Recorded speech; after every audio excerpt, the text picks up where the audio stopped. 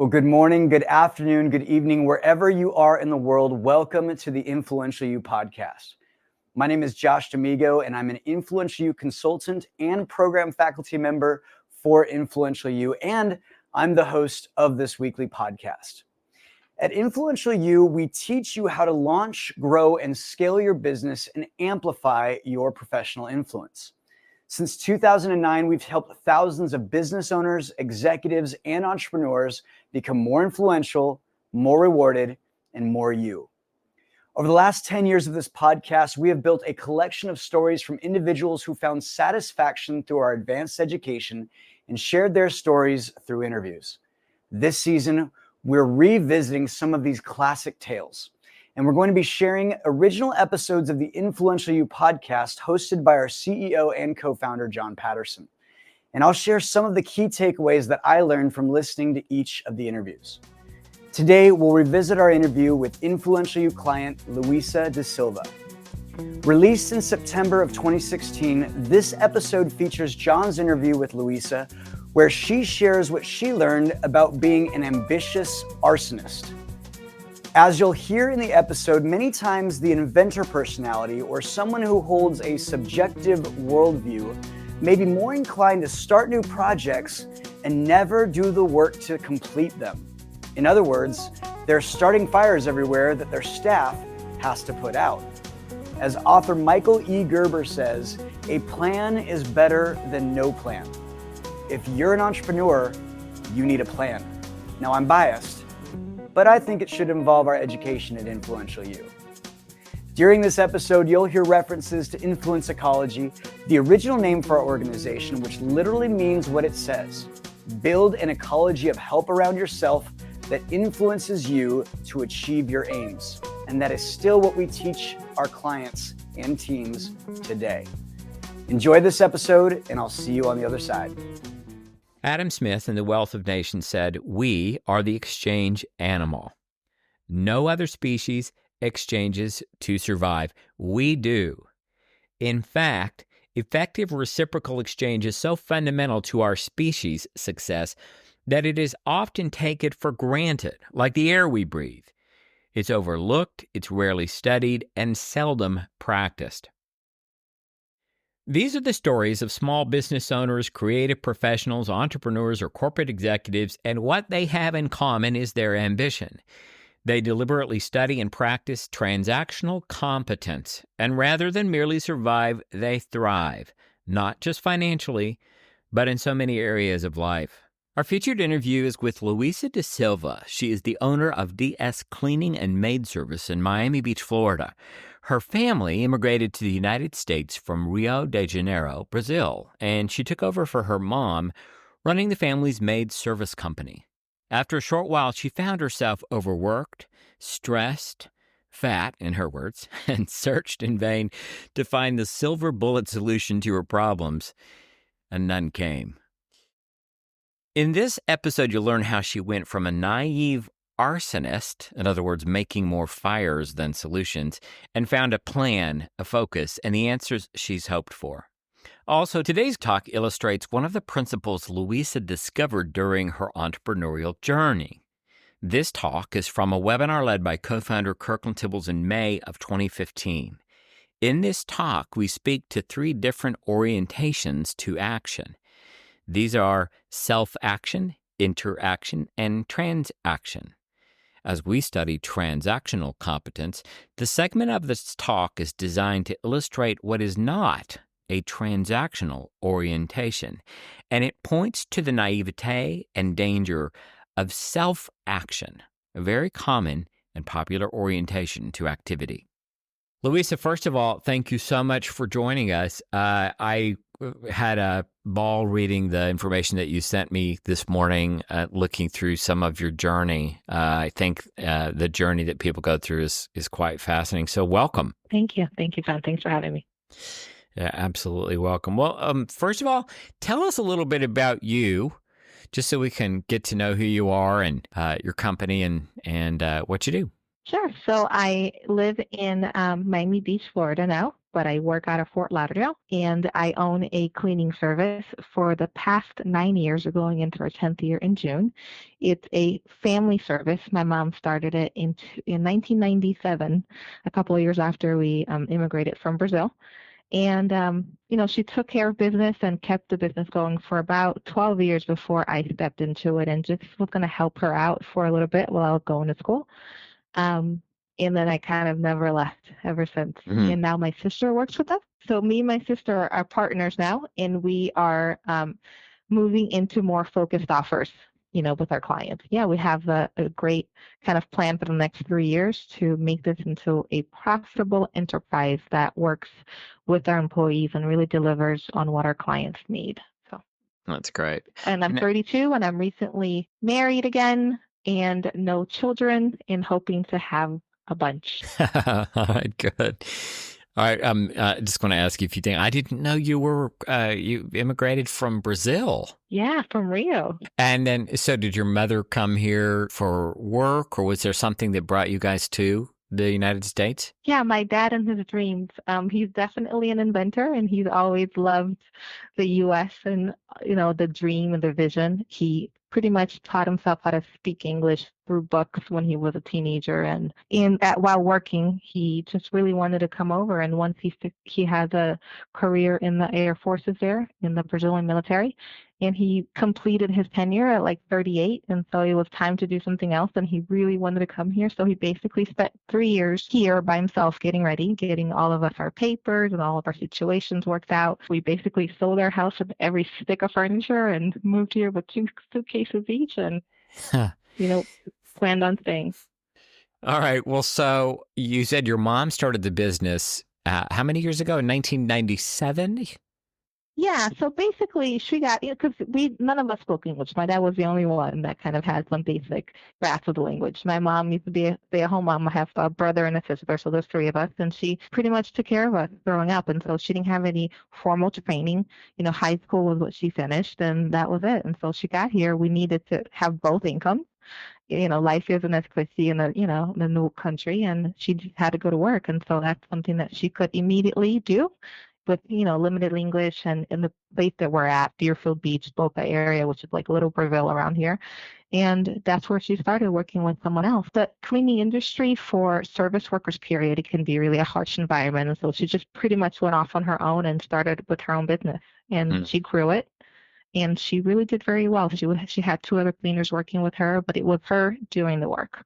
And then about 2007, she's turning 48, knew that if she kept doing the work, she's getting older basically, and just needed a break. But she knew that if she stopped working, she would lose the business and the clients. And so I was doing kind of project-based work for different organizations like the chambers, the Women's Chamber here, the Coral Gables Chambers, and just different small businesses. And that's what I used to do. They gave me a project with a budget for a certain amount of time, and I used to bring it together and do a lot of admin work. And so I was like, I'll help you for a couple of years. I was going to school at the time and just really had the time available. But I found it to really love building the business and getting into the nuts and bolts of the offer and building something that people want and creating income that pays for my lifestyle. So that part I really liked, and so I've been working on it ever since. It's really good. Let's do a fast forward, because this story has, sort of a beginning and middle and an end. Let's go all the way to the end here for just a second. As I said, you've been participating here at Influence Ecology for 4 years. And I know you've been doing really, really well. You're one of our most advanced members in our MAP 2 program, which is our most advanced program. So for anybody listening, I can imagine that in their mind, when they think of a cleaning service, then they may say, that I don't know if that business is like mine or like my business model, or how can I relate to that business? So is there anything you could say about where you are now? I know you're still learning, you're still growing, we all are, but anything that you can say now about your business and how people might relate to what you do and your role in that company? Yeah, my role every day is just really developing and building our business and our offer. I work with my sister. She's kind of the operations manager, and she runs the day. And I pretty much do the structure and building and the office part of it, like putting the systems in place. And our business is a people business, and it's people on both sides. And the part that makes it especially interesting is that I don't do any of the work, right? So I go in, I sell, or our company sells our website and different marketing materials. I a lot of times go in and meet with clients and kind of go through and make sure that they understand what they're purchasing and that we're a mutual fit. But that's my role at that point. And then our cleaners go in to perform the service. So there's a lot of people managing, hiring the right person to do the job, the right fit, making sure that all of the systems are in place to kind of onboard that person well, because you're not going to be with them. The service is a team-based service. So there's a leader and there's a helper. So there's all these roles. And when you really need to make sure that the roles are clear and that everyone knows how to get the job done. So it's a really involved process. And then you have the client, which is kind of like our biggest competitor, because it's their whims and moods about cleaning. And cleaning is kind of a nebulous thing anyway, because it means so many different things to different people. Yeah. So for us, it's a lot of just doing the basics, educating our clients and really making sure they know what they're getting and that we keep consistent. It's a lot of work, and it's a lot of work dealing with people and managing systems and making sure that what you promised gets delivered every time. And so we're very busy. People think that cleaning is just a mop, a bucket, and a price point, but it's so much more than that. Really, really great. All right. Well, then let's just start so we can learn a little bit. If we go back to the beginning, your life before studying with us here, if you're like me, there are my ideas about how I was going to make a living or how I was going to, have this thing turn out. Tell us a little bit about the days before studying with Influence Ecology. What did you used to do to have life turn out? So just at the very beginning of my whole career, in my 20s, I was very, very cocky and had a huge ego. So I would basically, and I'm an inventor, right? So I can pretty much create things off the cuff, no problem. And I would go into these situations not really knowing what to do, but once talking to people and getting what their needs were, I was pretty much able to mold myself and what I delivered to the client. So I was very successful at doing my job. And so that's how I thought that I could run a business easily. And my mottos in life was just, work really hard. I can do it. It's all very self-motivated. Just keep pushing. It'll all work out. Keep the possibility alive, and all of those kind of wishful thinking. And what I thought back then was planning, but not planning as I've learned here, to have your resources cataloged, your team, the right people in the right place, the solution to a specific problem that a prospect actually experiences and wants to pay for and wants me to do that work for them.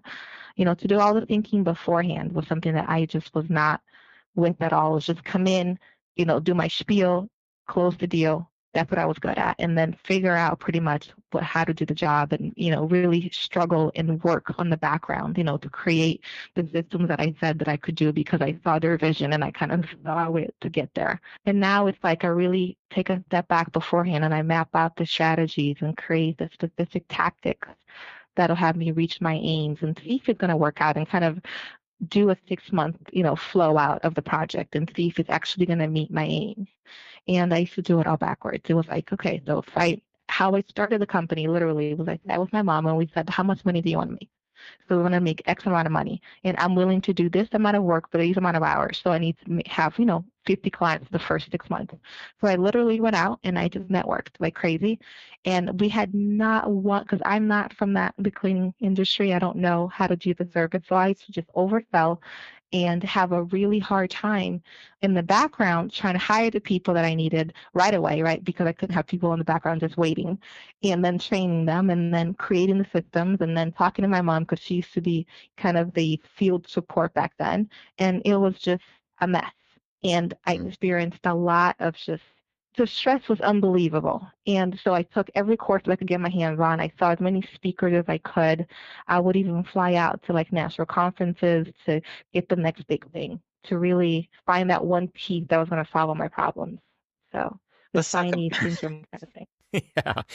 The shiny object syndrome. Or let's talk about that for a second, because you mentioned a couple of things. I think it's worth noting, especially for people, I'll say, like you and me. So you said I'm an inventor. For our audience, an inventor is a personality that we describe here at Influence Ecology. It's one of the ways that some people tend to transact. It's a way that they approach business models. It's a way that they approach life, in fact.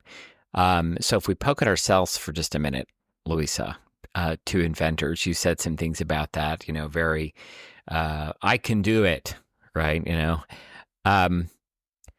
What have you learned about yourself as an inventor that would be good for other people to hear about? What are some of the things that you learned? What did you discover? What are some of the things you have to be wary of, careful about? Well, I can say that now I'm self-aware, but back then I wasn't. It was just a lot of ego about what I thought I could do and the things that I promised just off the cuff, because I could see a way to get the problem resolved, or I could see the problem itself, and I thought that meant that I knew how to fix it, right? So I can create a bunch of ideas and have a lot of good concepts. But what happens in my head is I immediately want to go to work on them. Like I want to sit down, like for me to solve our computer systems. I just sit down and I see that's a problem. I go to Google. I find, if I have time that day, I find 4 or 5 different companies, if not 1 or 2, and I just think that they're going to meet our aims. I call them up, then I basically buy 1 or 2 of the softwares, and I just kind of start doing it without having all the prior planning to articulate, like, what do we need? What systems do we use now? How can we get better? And just really looking at, is there a problem now that we can solve, that I can solve with the software? Do we have the money to afford it? Can it pay for itself later on? Do we actually need to have this whole piece of software, or do I have to change some way that we do our business now that won't cost us anything and it can have that problem be solved in the future? So all of that kind of strategic thinking, I completely skip usually, and I just go straight to, I saw something, it looks really good, the price is right, whether or not I can afford it, I haven't really looked at my cash flow, even depending on that day, and I just go ahead and buy it. And I create these fires for my team where they now have to deal with this new software that I have no idea how to use, that I barely spent 5 minutes looking into. So it's kind of like that, but over and over and over again. Yeah, I think we call it an arsonist. Yeah, it's really great. I'm laughing mostly because I can recognize some of my behavior in that. So us inventors, we think we can, we know we can see it, we can imagine it, and we somehow think that is going to translate into, it's I'm Superman. I'll make it turn out. So you said you did all these courses, you did lots of stuff to try to, it sounds like, to find the silver bullet, right? Yeah. And it doesn't sound like you found a silver bullet, right? No, and the thing is that I was looking for a solution to my problem as if there was a solution to my problem. It's me working in my company building our systems. And no one person is ever going to sit in my seat and give me the answer because I'm sitting in that seat. So what I was really looking for, and I couldn't really articulate back then, was a way to think and structure my head, because that's the thing with inventors that gets really busy up there. And there's so many ideas and there's so many good things happening that we kind of get lost. And so I was looking for a way to plug my brain in to kind of download all this stuff that was there. I can fixing my business now. I'm the only one that can do that. And I know that now, but I needed to put that energy toward, like, to have some kind of a lane where I could do the work. And that practice, that habit of sitting down, studying, educating myself on things like the finances, how a service business works, how does it look and feel like operationally. That's what I was looking for, not the next marketing book. I can market anything. Back then that's what I used to do. So whatever the new thing was that I was doing, I was very successful at it. It wasn't the tactics, it was more the strategies and how I was going to build it consistently and have other people do it when I wasn't there. So that's what I was looking for that I never was able to find before, because it didn't exist. I'm creating the company from scratch. Right.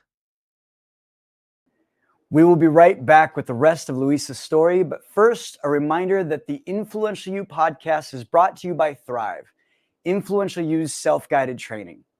Thrive is a professional self-development program that lets you learn at your own pace. Thrive members enjoy weekly live e-coaching sessions and an ever-expanding library of exclusive video lessons taught by our faculty, consultants, and industry experts. Sign up today and use promo code 30days to get a Thrive self-guided training subscription free for 30 days. That's coupon code 30DAYS. For links or to find out more, you can click the link in the show notes for this podcast, or in the US and Canada, you can text the word Thrive to 805-262-9008, and we'll send you the registration link right to your mobile phone. Again, text the word Thrive to 805-262-9008 and cancel at any time. Now back to the interview. All right, good. So if we move to where your ego meets your naivety, then you said some things. You said, it was a royal mess. People looking in would say you were super successful, but you were working a lot, right? So tell us about how life was then. Yeah, so basically I closed 2 major accounts in a 6-month period. And there were 2 accounts that had to do with 2 very different aspects of cleaning. One was vacation property, and the other was kind of a hotel short-term resident flipping for a very large multinational company.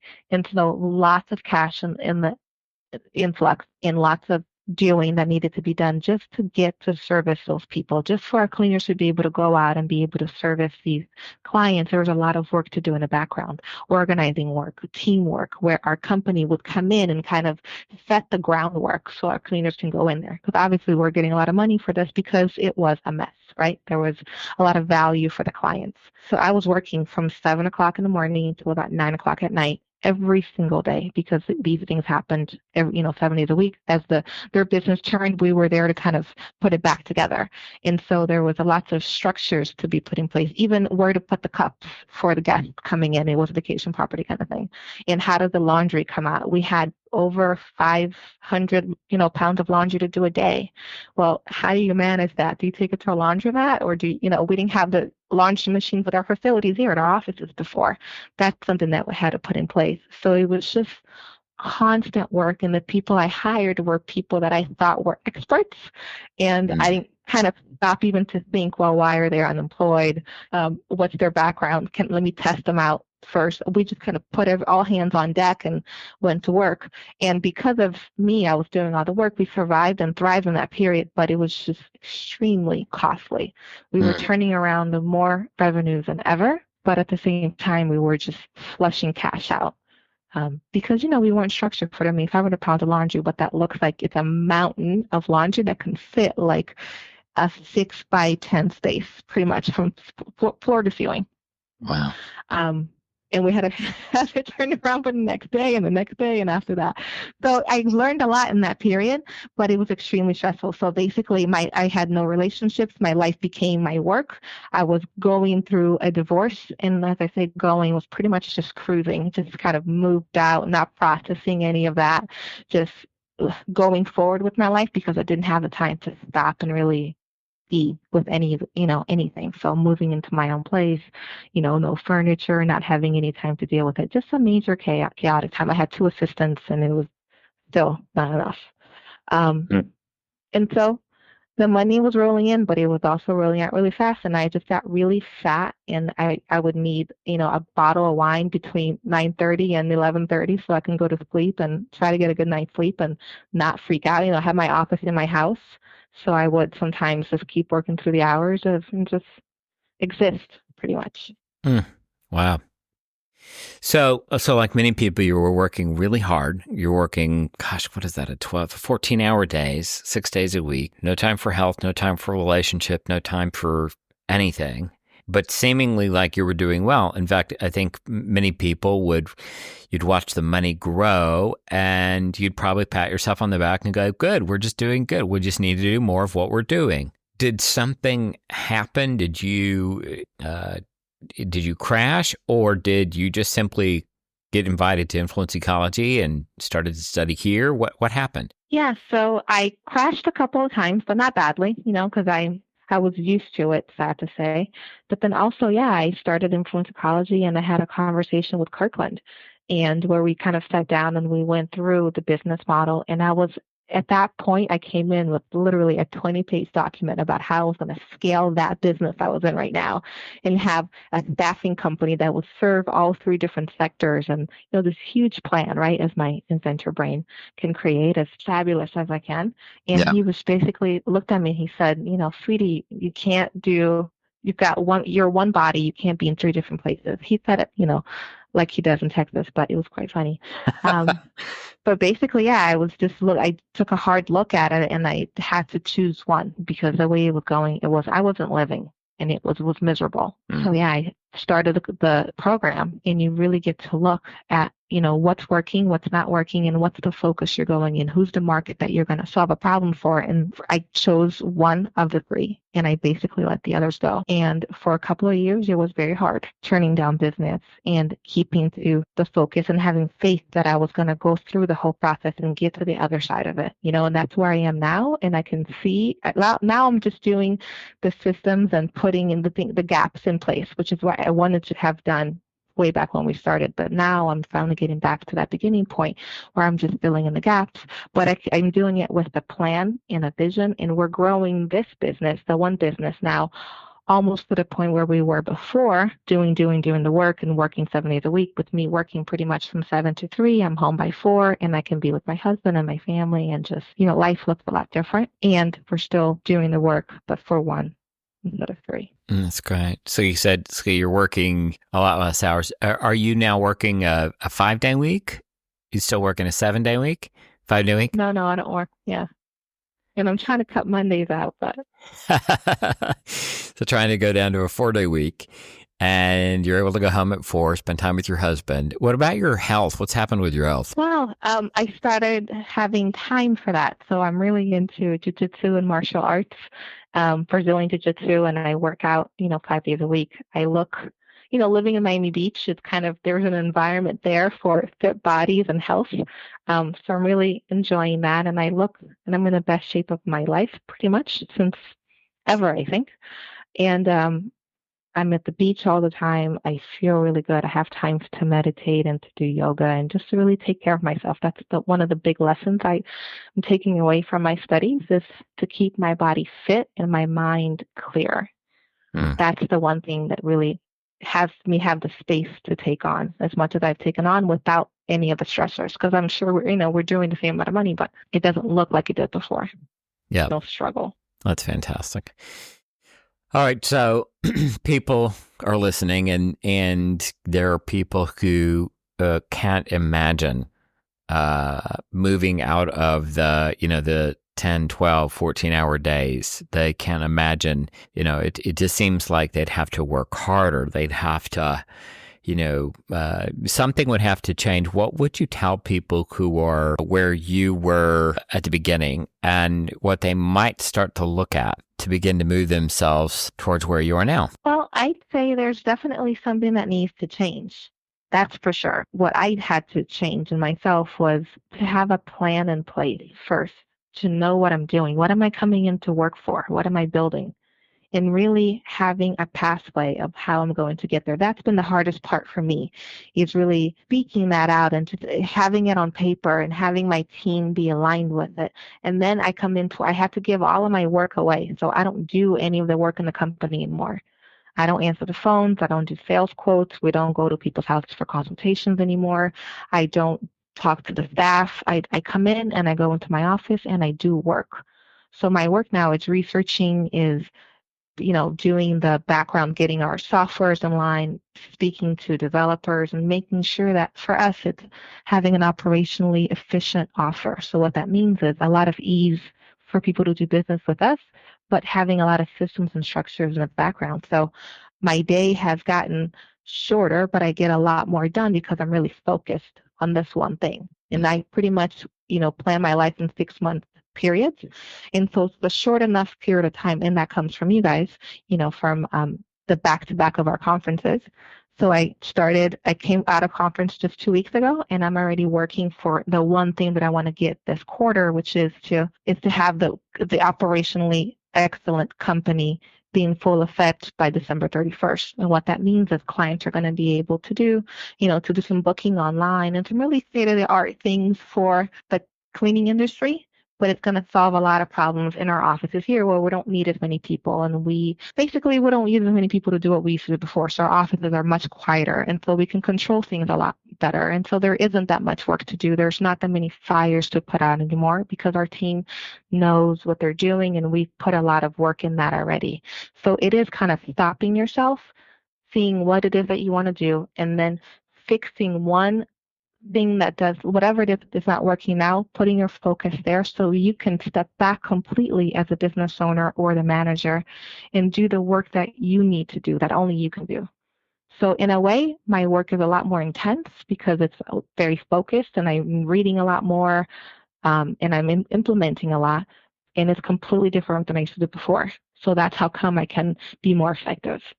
One of the notes that you gave to us, it says, I don't have to fake it that I know it all. And it doesn't mean that I'm weak or stupid if I can't do it all. Tell us about that. Yeah, that's a big one, especially for somebody my age. I have people who are employed with me that have been in the cleaning business for decades, and they know exactly what they're doing. And for me, I'm coming in. I'm not from this industry. I've just kind of stepped in to do this with my mom. And there's a lot of things that I had no idea how to do. And beforehand, I would get really defensive about that or really have to put on a face or fake it and just get into a lot of trouble because I couldn't just say I don't know it because of my inventor thing, or that I needed some help in that, or show me that, or even just listening to what people were telling me and just really being more calm and not like I needed to prove something. And that's been one of the biggest things, is knowing that I am this type. I think this way, and I need to have other people that think other ways, and that's actually going to help me. So welcoming those people and being less arrogant about what I know or I know what I don't know. Because, we know a lot, but it doesn't mean anything. It doesn't mean that I can apply that to this service industry. And just really being, like I said, less arrogant and knowing that I don't have all the pieces of the puzzle, that I can't win the game on my own. It really puts me at ease about working with other people and offering what I can to my best, but then also taking people's best. And it doesn't mean anything. It just means that we're working together to bring this thing forward. That's great. All right, I'm going to give you a soapbox moment here. Anything that you'd like to say, standing on the soapbox? Okay, so I learned a lot with influence psychology, but there is one lesson, and I'm not really sure when it finally sunk in, but this year, I've been working with it and bringing it to my daily practice, is that human beings in the animal kingdom, we're all like biologically motivated to take care of ourselves, our families, and our loved ones, the people we work with. This is like a primal need that we have.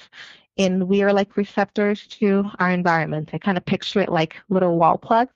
And as we move about the day, we kind of receive feedback and we take action. An email comes in, a phone call comes in, a client comes to see you, and you pretty much behave and you react to that environment. Just cues for what we need to do every day to label your work. And like the man, that's getting up in the cave in the morning, he looks up, the roof is kind of has it's looking sparse. So he goes out to do that project for the day, gets some extra thatching and fixes it, and he feels happy, right? Because there was that need that now he provided for, and now his family has a roof over their heads that's secure. Mm-hmm. And we're going to do what we do as human beings habitually. We take care of our kids, we go through our emails, we are waiting on sales calls, but we do that whether it fits or it doesn't fit, whether it moves us toward our aims or it doesn't. And a lot of the times we're not kind of conscious of that. We just kind of go through the motions at work, and we do work like I was doing for 6 years, really struggling and laboring and doing a lot of work, but it didn't mean that I had a business that was replicatable at the end of the day that I could potentially sell and kind of, support my family. And so that's the big thing for me, is having a guidepost that I can come in. Before I come into the office that day, I already know what's on my agenda. And it's only one or two things a day. That's another thing, is I don't overwhelm myself anymore and with thinking that I can do so much. I only focus on one or two things, and those are the things that I do. The problems are still come up. I still get interrupted, but I have that focus. And if I do that one thing today, I know that it's moving toward my goal.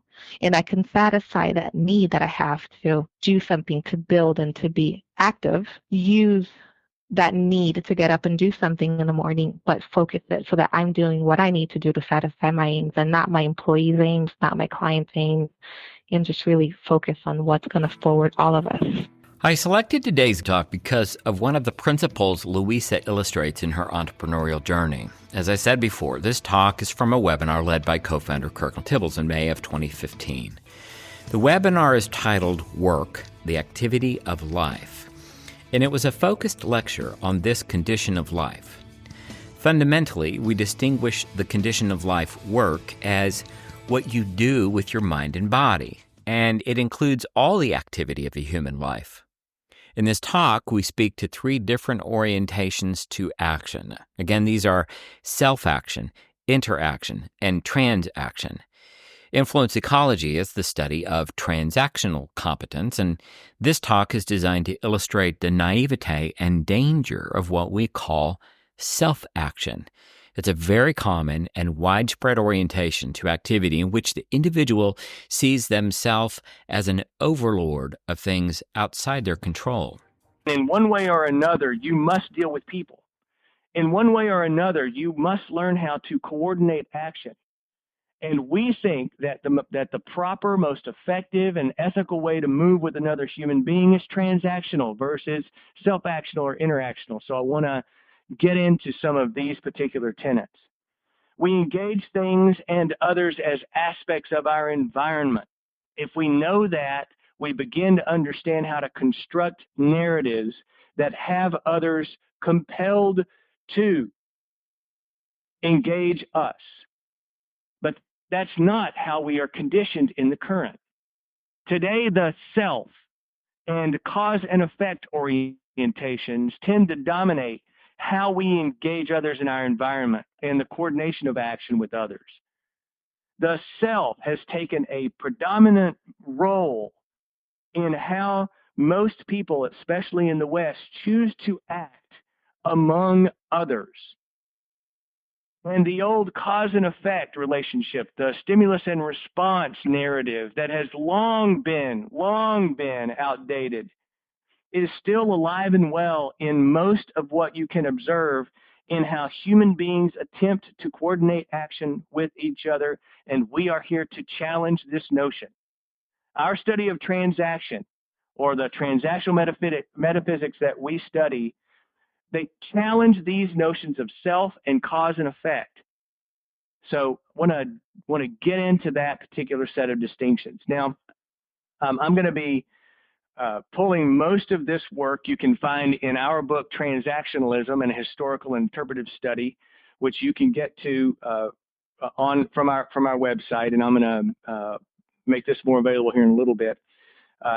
But these are the fundamental tenets of the metaphysics of transactionalism, or transactional approaches that we say allow people to recognize how other people attempt to move in the marketplace as you move to coordinate action with others. There are three basic forms here. The first one is to pay attention to is what we call self-action or self-actional behavior. The next one is interaction or interactional behavior, and the third is transaction. When we talk about individuals as independent, sole and separate entities who are at cause for their existence, their world, their environment, that's the source of all, and that we somehow escape our environment. That's what we're talking about when we talk about self-acting. When we talk about cause and effect, we're talking about two self-acting entities that are held separate and fundamentally are out causing and moving without concern for change and consider themselves unchangeable entities. And when we talk about transaction, we're talking about a truly transformational relationship of reciprocation. Self-action views the individual as a separate entity from the environment, a kind of spectator in the environment, or worse, an overlord of it. An entity independent and removed from the environment rather than an aspect of it. That's what we mean when we say that behavior or action that is self-action. This view allows for all kinds of notions of the individual as cause in the matter of their situations, cause in the matter of their satisfaction, cause in the matter of their conditions of life, single and sole cause, and taken to an extreme, radical self-action leads to beliefs that being and thinking alone give way to a thing or a situation becoming so. That you in your mind can simply believe a thing into existence, or that how you be is enough. It's like radical ontology to be consumed by something enough to say that my own me inside of me and my own being and how I'm going to be is going to affect something as fundamental and objective as an airplane or the like. Parking places, lights changing, superstitions and forces that were once attributed to the environment as cause, like the volcano is angry with the human culture, so it goes off, into situations where circumstances of human existence get relocated, is the path of the evolution of thought and behavior of mankind. That those things that were once located in the environment as cause have changed over time, and that new location is the human mind, the consciousness, or even more specifically, our brain. There's a quote from Knowing in the Known that Dewey and Bentley wrote that I absolutely love, and it refers to all the spooks, fairies, essences, and entities that once had inhabited portions of matter now took flight to new homes, mostly in or at the human body, and more particularly the human brain. In other words, all of the activity of our environment is somehow related to our thinking of it. And you can hear this in modern day dialogue in every discourse if you just listen keenly to the superstitions, if you listen to the narratives that give way to certain kinds of beliefs and practices, that somehow those things inside our head are going to manifest themselves in an objective domain like the marketplace, like the objective domain of the physicality of your body inside an environment like a game. I want you to pay attention out there. Now, most of it isn't radical. Most of it is really subtle. I caught myself the other day in one where I just kind of giggled inside this study. It's so present, and it is so given by the narratives of Hollywood and popular media that we can now describe things that never existed and never will exist by virtue of the narrative, the powerful narratives that get constructed inside this domain. And it is perpetuated continually in what we call news, which is nothing more than another form of entertainment. When we consider ourselves as cause, we live in a kind of existence, especially in the marketplace, that gives way to a certain kind of thinking like, if it is to be, it's up to me solely, that I am the one who has to be the solution. This is what we mean by self-acting. Whitehead calls this radical self-acting independent individuality, an orientation of supremacy or power that ignores the conditions of the environment, the concerns of others, like the conceit that you can hear every single day if you just listen. Instead of considering that we are a co-creative or a co-constitutive, reciprocal, coexistent aspect, not an entity, but a coexistent, reciprocal aspect of an ever-evolving, environing, and dynamic creation called our environment, and that we are in constant reciprocation or exchange, it gives way to a self-causal behavior. Self-actional behavior gives way to other serious problems that I hear every single day in the folks who struggle around this particular concept in their studies and getting work done, in their overwhelm, in their disappointments, in their activities, and so forth. Self-actional behavior, and much of this was promulgated by radical self-improvement and the empowerment movements, which you can read about in much of our work. The psychological and ontological problems that self-actional behavior exaggerate are done so because of an inaccurate self-appraisal. And think about it like this. In a world where the individual is empowered as the cause, then all matter of situations then come home and find their source in the individual. That means that all the good things, but worse, all the bad things. It's all the bad things. Red lights, parking places become a consequence of some behavior. Bad things happen must be caused, and when radical self-action is in place, then people take on a diminishment of character. It is hard for them to recognize their own motivations. It is difficult for them to understand why things happen. It must be because of me. If I'm so at cause in the matter of my life that all conditions are given by that, when things don't go well, as they often won't, it must be about me. It can't be anything else. I'm not doing something or saying something or being in a certain way. This is one of the things that John and I battle continually, is the recognition that we are an organism in an environment that is in a constant dynamic. It is reciprocal. Everything isn't you, and you don't have the control of every single element or aspect in this environment. There are things you cannot control and never will. And to hold any other orientation is a dangerous one, we say. If you'd like to know more about us, go to influentialu.global and explore our courses, consulting, and conferences. We offer a 4-year curriculum for those seeking an advanced experience. However, if you're new to Influential U, we recommend you start with Thrive, self-guided training. Thrive is a self-guided program that lets you learn at your own pace. Thrive members enjoy weekly live e-coaching sessions and an ever-expanding library of exclusive video lessons with our faculty, thought leaders, and industry experts. You'll get proven proprietary tools to accurately assess your career and develop a realistic strategy to achieve your aims faster. Your membership also includes chat access to faculty plus discounts to our transformative conferences. Sign up today and use promo code 30days for a free 30-day test drive of Influential U's Thrive program.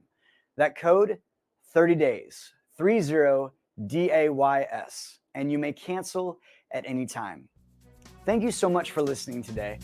Each week, we will release a new episode on our website, Facebook, LinkedIn, and YouTube so you can easily share it with others.